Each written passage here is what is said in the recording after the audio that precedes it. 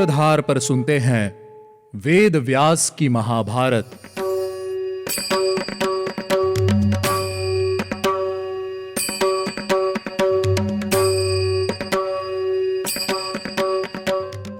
स्वागत है आप सभी का महाभारत के 28वें एपिसोड में। मैं हूं आपके साथ आपकी सूत्रधार मान्या शर्मा। इस एपिसोड में मैं आपको महाभीष को ब्रह्मा जी से मिले हुए शाप के बारे में बताऊंगी। इक्ष्वाकु वेश में उत्पन्न हुए महाभीष नाम से प्रसिद्ध एक राजा थे, जो सत्यवादी होने के साथ ही सत्य पराक्रमी भी थे। उन्होंने 1000 अश्वमेघ और 100 राजसूय यज्ञों द्वारा देवराज इंद्र को प्रसन्न किया और उन यज्ञों के पुण्य से उन शक्तिशाली नरेश ने स्वर्गलोक को प्राप्त कर लिया था। एक समय सब देवता ब्रह्मा जी की सेवा में उनके पास बैठे हुए थे। वहां बहुत से राजा थे और राजा महाभीष भी उपस्थित थे। इसी समय सरिताओं में श्रेष्ठ गंगा ब्रह्मा जी के समीप आई। उस समय वायु के झोंके से उनके वस्त्र ऊपर की ओर उड़ गए। यह सब देख देवताओं ने तुरंत अपना मुंह नीचे की ओर कर लिया, लेकिन राज ऋषि महाभीष देव नदी की ओर देखते ही रह गए। तब ब्रह्मा जी ने महाभीष को शाप देते हुए कहा, महाभीष, तुम मनुष्यों में जन्म लोगे और फिर पुण्यलोक में आओगे। जिस गंगा ने तुम्हारे चित्त को चुरा लिया है, वही मनुष्य लोक में तुम्हारे प्रतिकूल आचरण करेगी, अर्थात तुम्हारी इच्छा से विरुद्ध आचरण करेगी। जब तुम्हें गंगा पर क्रोध आ जाएगा, तब तुम भी शाप से छूट जाओगे। तब राजा महाभीष ने अन्य बहुत से तपस्वी राजाओं का चिंतन करके महातेजस्वी राजा प्रतीप को ही अपना पिता बनाने के योग्य माना। महानदी गंगा महाभीष को धैर्य खोते देख मन ही मन उन्हीं का चिंतन करती हुई वहां से लौट गई। मार्ग से जाती हुई गंगा ने वसु देवताओं को देखा। वे सभी स्वर्ग से नीचे गिर रहे थे। उन्हें इस रूप में देखकर नदियों में श्रेष्ठ गंगा ने पूछा, तुम लोग का दिव्य रूप नष्ट कैसे हो गया? देवता, तुम सकुशल तो हो ना? तब वसुओं ने गंगा से कहा, महानदी, महात्मा वशिष्ठ ने थोड़े से अपराध पर क्रोध में आकर हमें शाप दे दिया है। दरअसल कश्यप ऋषि ने अपनी पत्नी सुरभि के साथ एक गौ को जन्म दिया था, जिसे बाद में वशिष्ठ जी ने अपनी होम धेनु के रूप में स्वीकार किया। वह गौ उनके आश्रम में रहकर आश्रम को और पवित्र बनाती थी। एक दिन पृथु, द्यो नामक अन्य सभी वसुओं ने और उनकी पत्नियां वशिष्ठ जी के आश्रम में भ्रमण करने आई।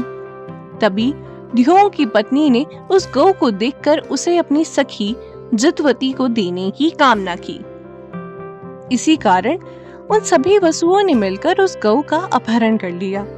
इस पर वशिष्ठ जी ने उन्हें शाप देकर कहा, तुम सभी मनुष्य योनि में जन्म लोगे। वसुओं ने वशिष्ठ जी को प्रसन्न करने की अत्यंत कोशिश की, जिसके बाद वशिष्ठ जी ने कहा, मैंने तुम्हें शाप तो दे दिया है, परंतु तुम सभी प्रतिवर्ष एक एक करके शाप से मुक्त हो जाओगे।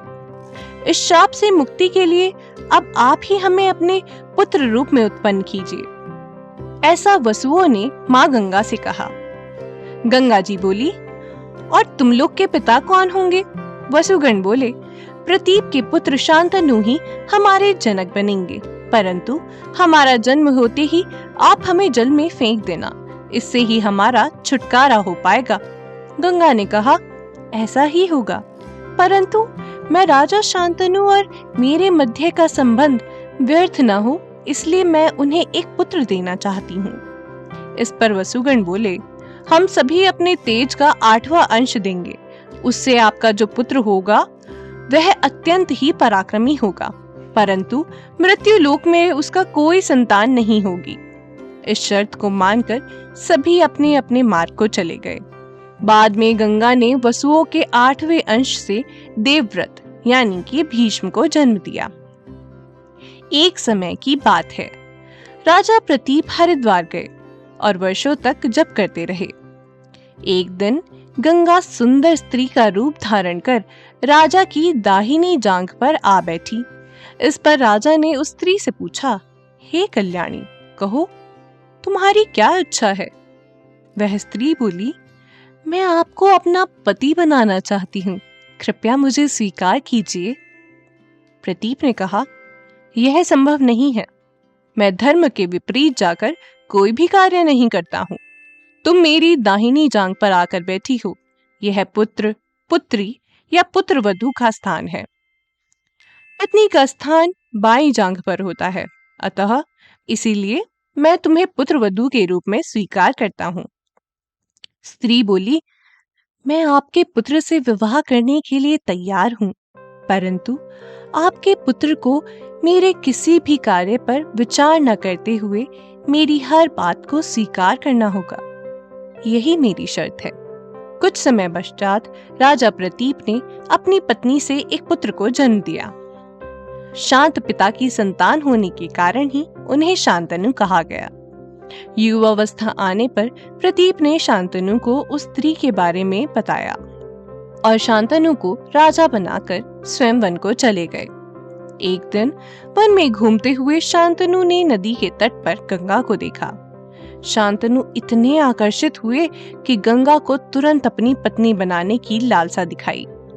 इस पर गंगा ने कहा, मैं आपकी पत्नी बन जाने को तैयार हूँ, परंतु मेरी एक शर्त है। आप कभी भी मुझे कोई भी कार्य करने से नहीं रोकेंगे। जिस दिन आपने मुझे रोका, मैं आपको छोड़कर चली जाऊंगी। अगले एपिसोड में हम जानेंगे कि क्या राजा शांतनु गंगा की शर्त मानेंगे या नहीं।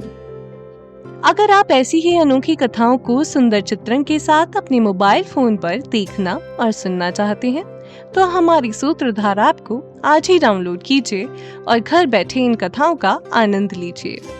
चलिए मिलते हैं आपसे अगले एपिसोड में। तब तक के लिए आप हमारी सूत्रधार ऐप का आनंद लीजिए और हमारे वेदों से जुड़ी कहानियों को देखते और सुनते रहिए। साथ ही साथ अगर आपको हमारा एपिसोड पसंद आया हो तो इसे डाउनलोड कीजिए, लाइक कीजिए और ज्यादा से ज्यादा शेयर कीजिए।